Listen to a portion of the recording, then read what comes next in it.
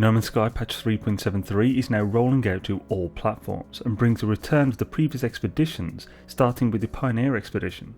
Some much needed fixes, including a potential terrain editing fix we've been waiting a very long time for, as well as some epic touches like moving your base computer. Let's get right to the notes. Fixed a rare issue that could cause NPCs in settlements to hover above their chairs.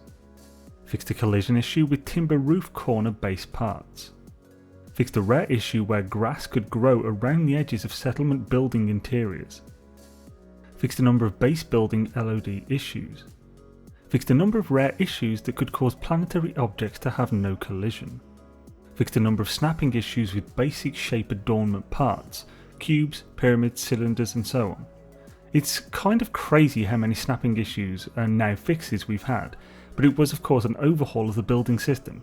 As of now, it's getting really close to perfect.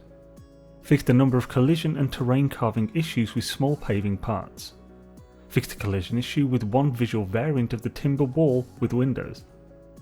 Fixed a number of issues that could occur when collecting rewards after a fleet expedition had finished. Unfortunately, I just don't know what these issues were.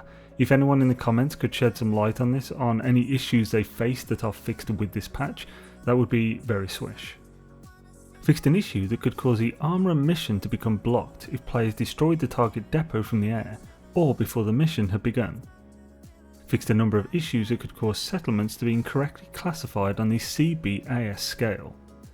Interesting, so it seems the whole scale was borked, but it did change a few patches ago, so I can't be sure if it was always broken or was broken with that patch, but we may now be able to finally work out what correctly leads to the classification. Fixed an issue that could cause base part preview holograms to be offset.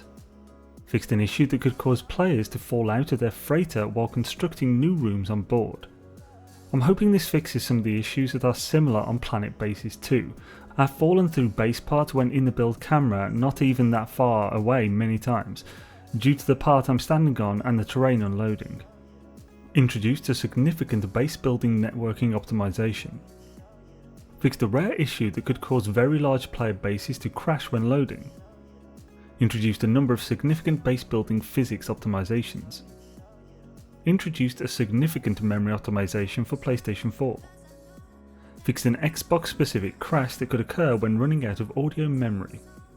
Fixed an Xbox specific crash that could occur when loading corrupted saved data. Fixed an issue that could cause protected terrain edits inside a player's base to occasionally be overwritten when downloading a large number of terrain edits from other players' bases. Now, I'm hoping this is that big fix we've been waiting for when it comes to terrain edits.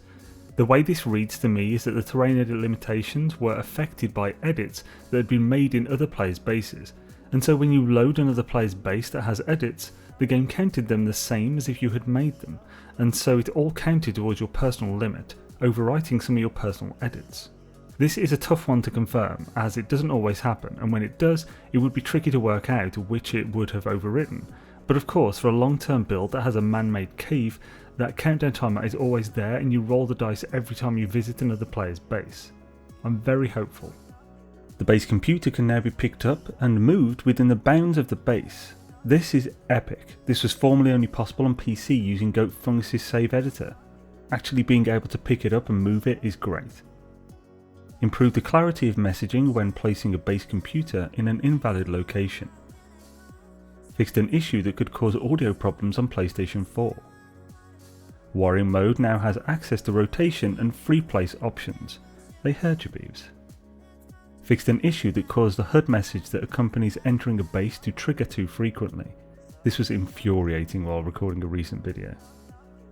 Fixed an issue that caused the personal refiner audio to continue to play forever if the refiner ran out of fuel. A long-standing bug that was incredibly annoying. The pipe and curve pipe building parts have been combined into a single new pipe part that adjusts shape contextually. This is both really cool but also potentially limiting.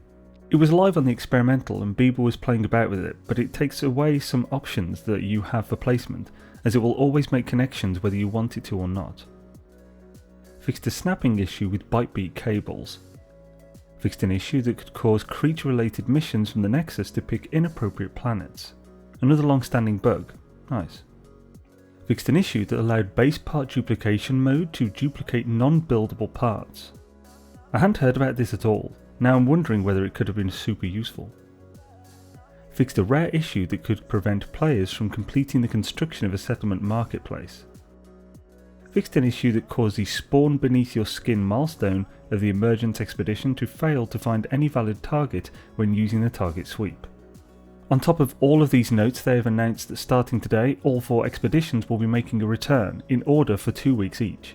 Those that missed these originally will now get a second chance. They even gave us the full timeline. The Pioneer Expedition will run from the 24th of November to the 7th of December, with the Beachhead Expedition restarting on the 8th of December and going through till the 21st of December. Right afterward on the 22nd, the Cartographer Expedition will restart, and then end on the 4th of January. And finally, the Emergence Expedition will start on the 5th of January, going through until the 9th. Or at least, that's what the official HoloGames release says, though I think the last date might be off. 4 days is a little low, so I'm expecting a typo and that it is actually the 19th that the Emergence Expedition will end.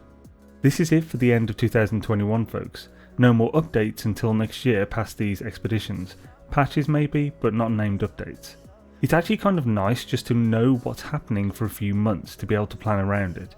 I have a whole lot of great content planned for No Man's Sky and Valheim to fill the time before they release some crazy things to us in February. But that is your lot, folks. Be sure to like and share if you found the video helpful. Let me know if any of these fixes don't seem to be working properly, but more importantly, let HoloGames know via the Zendesk linked in the pinned comment. Xaine's World has some epic new merch featuring Gek Panda in a cute little hoodie looking fly for a Gek guy, but we also have a Patreon and YouTube memberships if you wish to support the channel. All that good stuff is linked below. Have a fantastic day, folks.